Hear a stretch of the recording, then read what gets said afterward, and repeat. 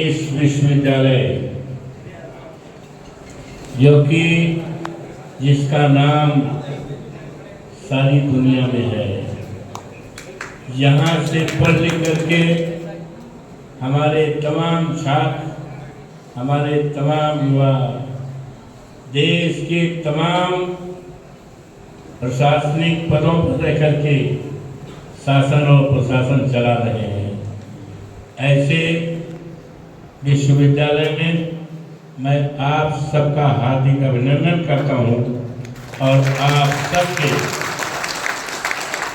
सबके भविष्य के उज्ज्वल कामना करता हूं कि आप आगे बढ़ें और समाज में अगली कतार में बैठने लायक बने, देश और समाज का सम्मान करें। ये मैं आपसे आपके प्रति मेरा आशीर्वाद है। मैंने बहुत ही गंभीरता पूर्वक विद्वान प्रोफेसर आदरणीय अजमेर सिंह काजल जी के बहुत ही विद्वतापूर्वक बयानों को मैंने सुना और जिन्होंने देश में क्या हो रहा है, देश में क्या होने जा रहा है और देश में क्या हुआ है आज़ादी के बाद और आज़ादी के पहले, बहुत अच्छे ढंग से बताने का, समझाने का और ज्ञान देने का काम किया है। हम इनके पर बहुत आभारी हैं, इन्होंने बहुत अच्छी बातें रखा है। लेकिन जब आप मंडल और कमंडल की बात कर रहे हैं, ये कमंडल अभी आपका पीछा नहीं छोड़ेगा। आपको मंडल को आगे रखना पड़ेगा और आगे बढ़ाना पड़ेगा। इसके लिए चाहे जितना संघर्ष करना पड़ेगा, आज आपको संकल्प लेना है। आज इस शानदार सभा में या शानदार सम्मेलन में दूसरे प्रोफेसर हैं हमारे आदरणीय हरीश जी, इनका क्यों नहीं बन सकता है? पहले पानी बरसा था भाई। आजा ठीक, मैं बहुत ही आभारी हूँ कि यहाँ के हमारे युवा ने, हमारे छात्रों ने, हमारी बेटियों ने और हमारे बेटों ने समाजवादी की अलग जगाने का ही काम नहीं किया है, बल्कि कुछ लोगों की नींद को हराम कर दिया है।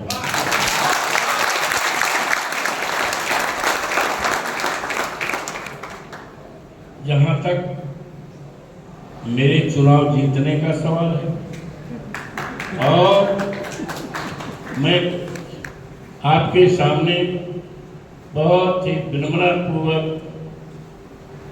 बात रखना चाहता हूँ। हमारे नेता और कल के हिंदुस्तान के भविष्य, कल के हिंदुस्तान की उम्मीद आदरणीय अखिलेश यादव जी ने हमें 6 महीने पहले कहा था कि आपको अयोध्या से चुनाव लड़ना है और आप भी जीतेंगे और चाहे जो भी लड़ेगा। तो मैंने कहा हम तो मानवर अभी एमएलए हैं, अभी सारा बाकी है। नहीं, आपके लड़ने से भारतीय जनता पार्टी का कोई भी लड़ेगा, उनका इशारा था कोई भी का मोदी।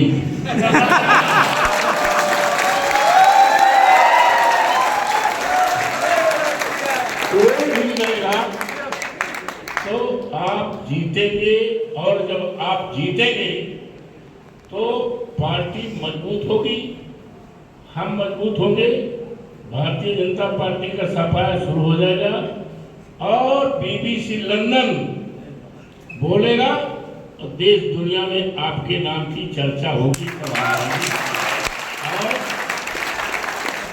और लोगों की धरती खिसकने लगेगी। ये उन्होंने कहा। मैंने कहा मैं तैयार। उन्होंने कहा मैंने सब गणित भाग लगा लिया है, किस बिरादरी का कितना वोट है, हमने सब गणित लगा लिया है, आप निश्चित जीतोगे। और ये बात जो उन्होंने 6 महीने पहले कहा था, before announcing my name as a candidate from Faizabad Ayodhya, ये 15 मई को at the time of election 20 तारीख को वोट पड़ा था। 15 मई को लाखों की भीड़ थी। वो मेरी सराहना करने लगे कि कई बार के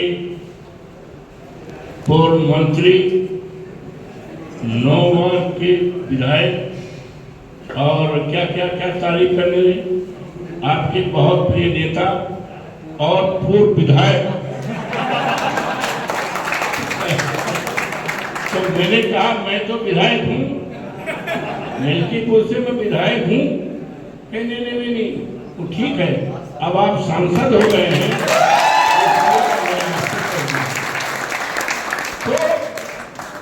It was his confidence, उनका विश्वास था, उनका फुल कॉन्फिडेंस था। और जो कॉन्फिडेंस 6 महीने पहले राइज हुआ था, जिसके आधार पर मुझे उन्होंने कहा आप चुनाव जीतेंगे, 6 महीने बाद वही कॉन्फिडेंस बोल गया, लाखों लोगों की भीड़ के सामने बोले। तो ये है। और उस समय चर्चा थी चुनाव में, देश के लोगों की निगाहें लगी थी अयोध्या की तरफ, दुनिया के लोगों की निगाहें अयोध्या की तरफ लगी थी। क्योंकि हमारी ये सीट तो है चौवन फैजाबाद, ये अयोध्या के नाम से। और मुझे आपको बताते हुए खुशी हो रही है कि जब समाजवादी पार्टी, इंडिया गठबंधन माननीय अखिलेश जी की कृपा से, उनके न्याय से, उनके इंतजाम से जब हम 55-56 हजार वोट से जीत गए, तो आज केवल चर्चा उत्तर प्रदेश में ही नहीं, हिंदुस्तान में नहीं, सारी दुनिया में आज चर्चा हो रही है। और लोकसभा में भी जब मैं पहली बार घुसा, और अब भी जब कुछ लोग जय श्री राम के नारे लगाए, तो इधर से लगाया गया जय अवधेश।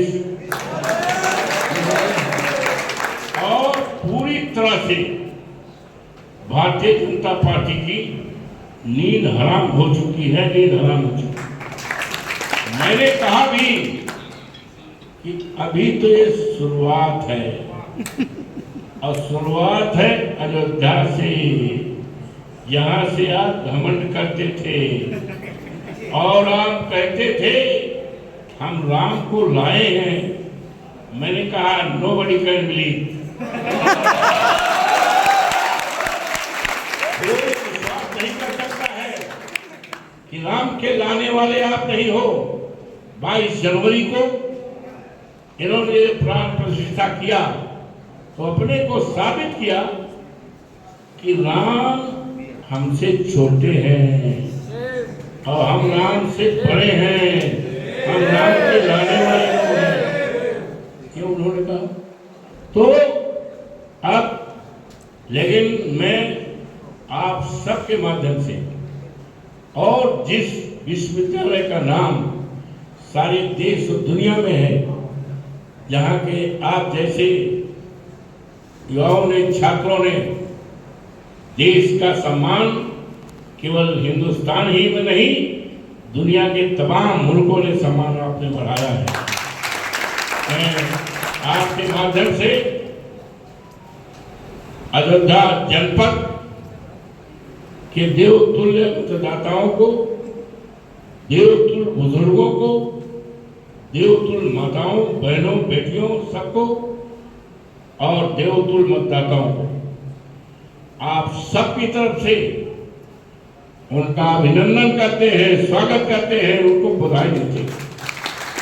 और उन्होंने केवल अयोध्या उत्तर प्रदेश में ही नहीं, इस बात का संदेश पूरे देश दुनिया में दी है कि राजनीति, धर्म पर आधारित राजनीति इस देश में नहीं चलेगी। इस देश में सांप्रदायिकता का स्थान अब खत्म हो गया है। सांप्रदायिकता का स्थान नहीं है। और भारतीय जनता पार्टी का जो उम्मीदवार मुझसे लड़ा है वो उस उम्मीदवार की हार नहीं है। भारतीय जनता पार्टी और संघ परिवार की विचारधारा की हार है। और जिस तरह से अयोध्या के लोगों को ठगा गया है, मैंने कहा कि भारतीय जनता पार्टी ने अयोध्या के नाम पर, प्रभु श्री राम के नाम पर राजनीति की है, व्यापार किया है, लोगों को बर्बाद किया है, ठगने का काम किया है, लोगों के घरों को गिराने का काम किया। ये है।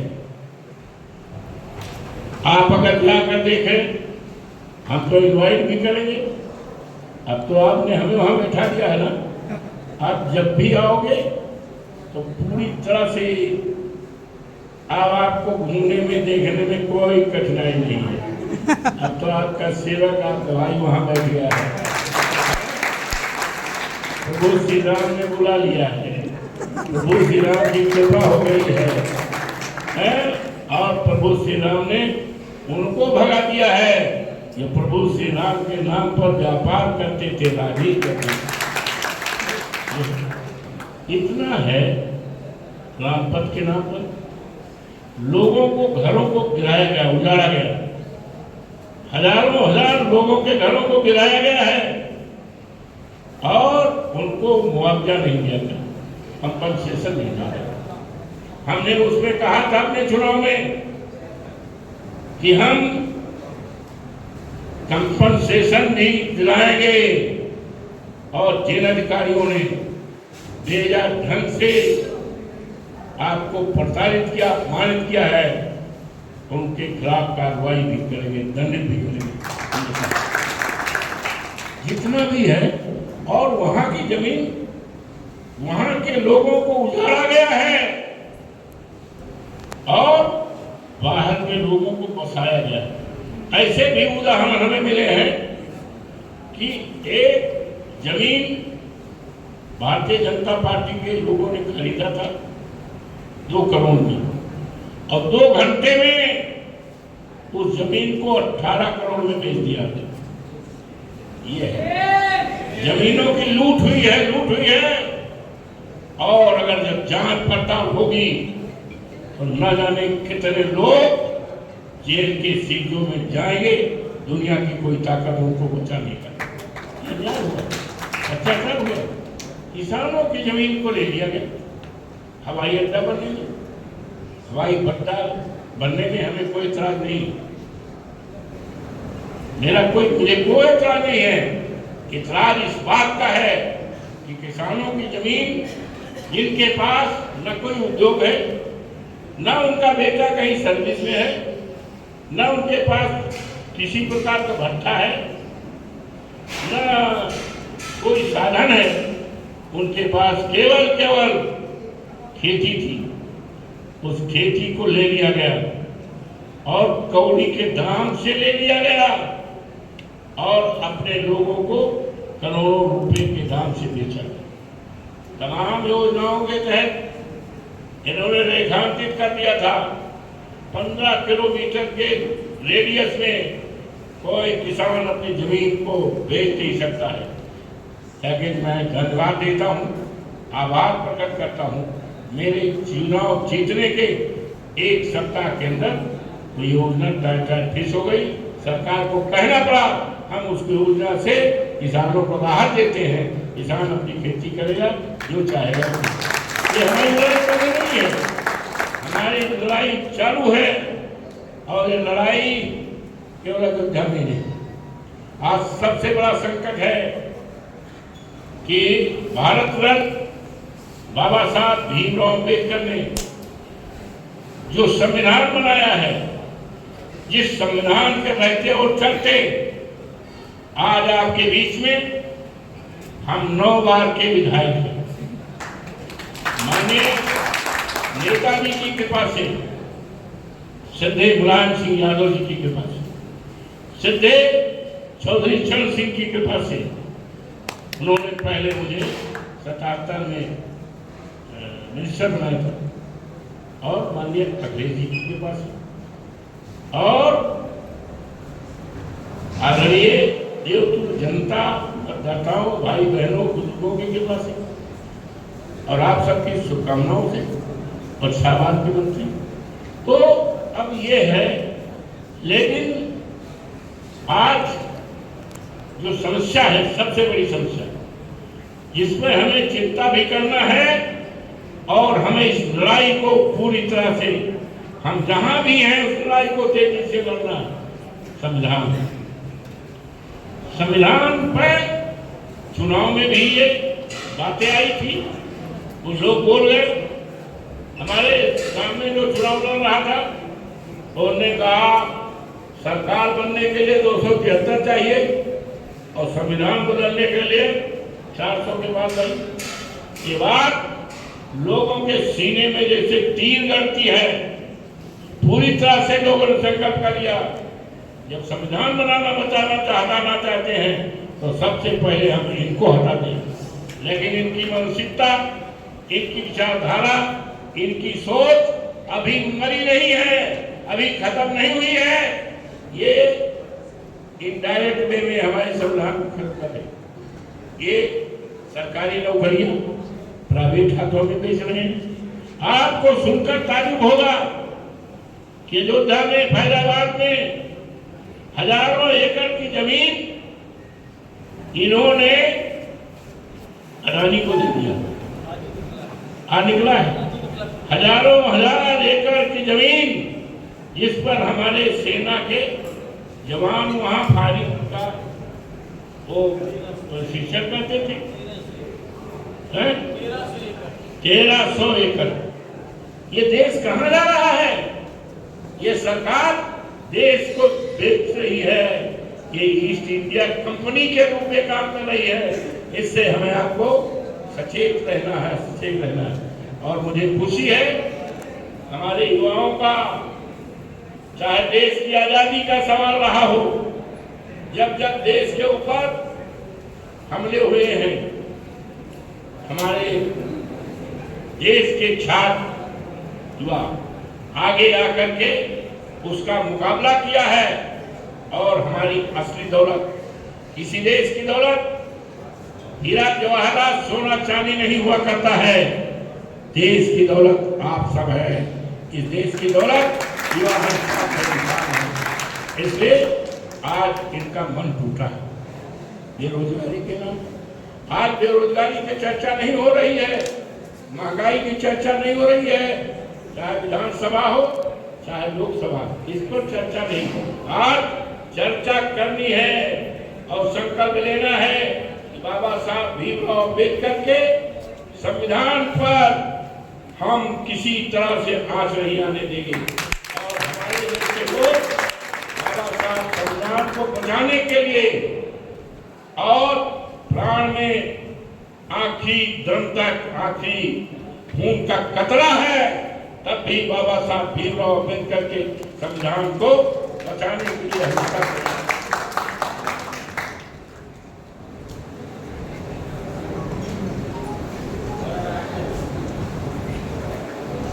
और मुझे इस बात की जानकारी है, मिली है, आज भी नहीं आ रही है कि इस विश्वविद्यालय में जिसका नाम, ये इसका शुरुआत तो 69 में हुआ, 69 है, और इसका हिंदुस्तान के तमाम विश्वविद्यालयों में इसका नाम, इसका सम्मान आगे है।